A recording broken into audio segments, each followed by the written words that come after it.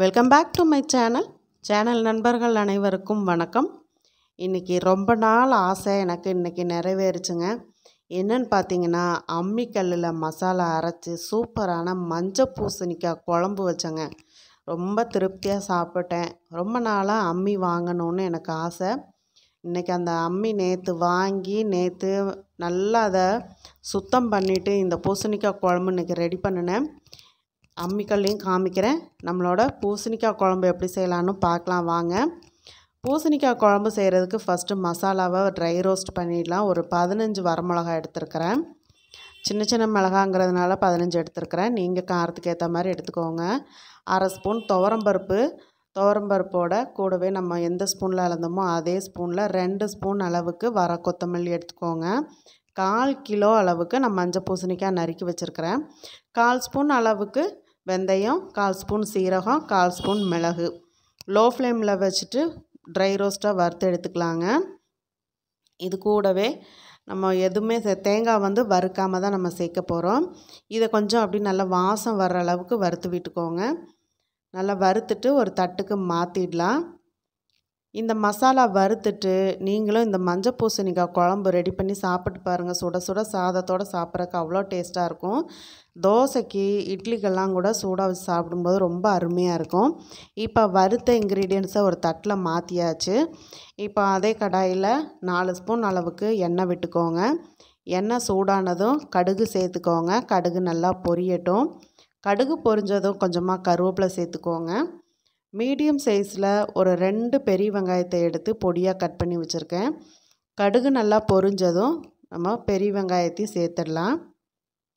எப்போவுமே கடுகு நல்லா பொரிய விட்டுருங்க. 1-2 பொரிஞ்சதுன்னு சொன்னால் அந்த கடுகு பொரியாத கடுகு நம்ம உணவில் தொடர்ந்து சேர்க்கும்போது நம்ம வயிற்றுக்கு பிரச்சனையாகும். இப்போ பெரிய வெங்காயத்தை சேர்த்துட்டு ஒரு அரை ஸ்பூன் அளவுக்கு உப்பு சேர்த்து வதக்கிக்கலாம். வெங்காயம் நிறம் மாறுற அளவுக்கெல்லாம் வதங்கணும்னு இல்லை. ஜஸ்ட்டு அந்த எண்ணெயில் நல்லா இந்த மாதிரி பொரிஞ்சு வந்த மாதிரி வெந்தால் போதும். மீடியம் சைஸ் ஒரு தக்காளியும் பொடியாக கட் பண்ணி வச்சுருக்கேன். இப்போ இந்த தக்காளியும் நல்லா கொஞ்சம் வதங்கி வரட்டும். இந்த குழம்பு கொஞ்சம் நல்லா பழுத்த தக்காளியாக எடுத்துட்டோம் அப்படின்னா சீக்கிரம் வதங்கி வந்துடும். வெங்காயமும் தக்காளியும் ஒன்று போல் நல்லா வதங்கி வரட்டும். நல்லா வதங்கினதுக்கப்புறம் நறுக்கி வச்ச மஞ்சள் பூசணிக்காவை சேர்த்துடலாம். மஞ்சள் பூசணிக்காய் நம்ம வாரத்துக்கு ஒரு நாள் சாப்பிட்றது ரொம்ப நல்லது. குடலில் உள்ள கெட்ட கழிவுகளை இந்த மஞ்சள் பூசணிக்காய் வெளியேற்றுற தன்மை இருக்குதுங்க. இந்த மஞ்சள் பூசணிக்காய் நம்ம உணவில் சேர்த்துக்கிறதுனால நம்மளோட குடலும் சரி நம்மளோட வயிறும் சரி எப்போவுமே சுத்தமாக இருக்கும். எந்த நச்சு பொருளும் குடலில் தங்காது, வெளியேற்றிடும். இப்போ ஒரு அரை ஸ்பூன் அளவுக்கு மஞ்சத்தூள் சேர்த்துட்டு லோ ஃப்ளேமில் வச்சு மஞ்சள் பூசணிக்காவை வதக்கி விடுங்க. மஞ்சள் பூசணிக்காய் நம்ம குழம்பு வைக்கும்போது நல்லா கொஞ்சம் பழுத்த மஞ்சள் பூசணிக்காய் வாங்கிக்கிட்டோம் அப்படின்னு சொன்னால் இன்னுமே நல்லா டேஸ்ட்டு கூடுதலாக இருக்கும். காயாக இருக்கிறத விட நல்லா பழுத்த மஞ்சள் பூசணிக்காய் இந்த குழம்பு வச்சு சாப்பிட்டு பாருங்கள், சூப்பராக இருக்கும். இப்போது ஒரு அரை டம்ளர் அளவுக்கு மட்டும் தண்ணி சேர்த்து மஞ்சள் பூசணிக்காய் வேகட்டும். புளி ஒரு சின்ன எலுமிச்சப்பழ அளவுக்கு புளி ஊற வச்சுருக்கிறேன். இப்போ நான் வாங்கின அம்மிக்கல் இதுதான். இதில் நம்ம வறுத்து வச்ச மசாலாவோட ஒரு 4 பல் பூண்டு சேர்த்து அரைச்சிக்கலாம். 2 சின்ன துண்டு தேங்காய் எடுத்திருக்கேன். இது சேர்த்து தான் அரைக்க போகிறேன். அம்மிக்கல்லில் மசாலா அரைச்சி செய்கிற அந்த டேஸ்ட்டே ஒரு தனி டேஸ்ட்டு தான். இந்த கல் நான் நேற்று தான் வாங்கினேங்க.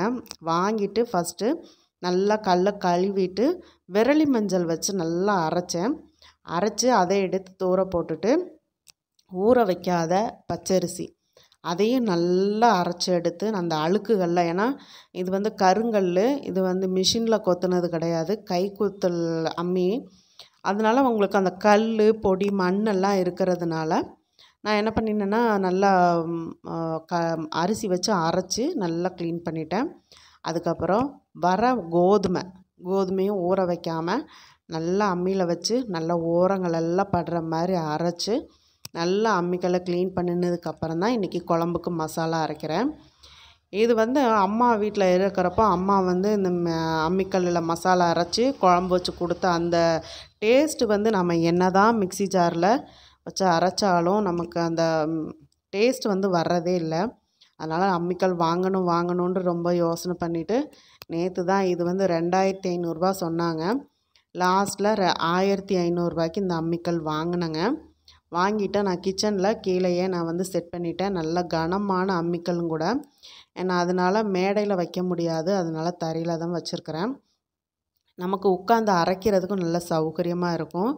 நல்ல புது அம்மிக்கல்லுங்கிறதுனால மசாலா வந்து சீக்கிரம் அரைஞ்சிருச்சு. இன்னொன்று நமக்கு வயிறு தொப்பை ஏறிட்டே போகிறோம். இந்த மாதிரி மசாலா நம்ம அரைக்கும்போது வயிறும் குறையும், வயிற்றில் உள்ள அந்த ஃபேட்டெல்லாம் கூட கரையும். கையில் அதிகப்படியாக இருக்கக்கூடிய அந்த ஃபேட்டெல்லாம் கூட குறையும். நல்ல ஒரு எக்ஸசைஸும் கூட. நல்லா ஒரு நமக்கு வாய்க்கு ருசியாக சாப்பிட்ட மாதிரியும் ஆச்சு. நம்மளோட உடம்புக்கும் கொஞ்சம் எக்ஸசைஸும் ஆச்சு. ரொம்ப ஆசைப்பட்டு வாங்கிட்டேன். இந்த தடவை எவ்வளோ நாள் யோசித்து இப்போ தான் அந்த அம்மிக்கல் வாங்குறதுக்கு ஒரு டைம் கிடச்சிருக்கு.